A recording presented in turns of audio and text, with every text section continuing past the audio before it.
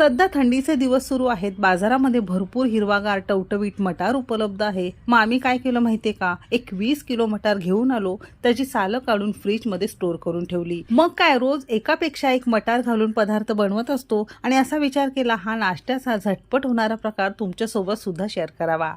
तर आज आपण मुलांच्या डब्यासाठी सकाळच्या घाईगडबडीच्या नाश्त्याला अगदी झटपट होणारे मस्त जाळीदार लुसलुशीत मटार आप्पे कसे बनवायचे त्याची रेसिपी बघणार आहोत. अगदी कमी वेळात पण खूप जास्त चविष्ट तयार होतो. मटार स्वस्त आहे असे हे वेगवेगळे पदार्थ नक्की करून पहा.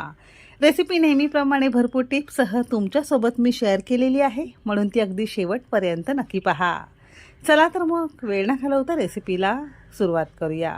ताज्या हिरव्या मटाराचे आप्पे बनवण्यासाठी सगळ्यात पहिल्यांदा मिक्सरचं भांडं घेतलेलं आहे आणि इथे आपण 1 कप आणि वजनी म्हणाल तर साधारणतः 200 ग्राम प्रमाणात ताजा हिरवागार मटार घेतलेला आहे. मिक्सरच्या भांड्यामध्ये आपण काढून घेतले.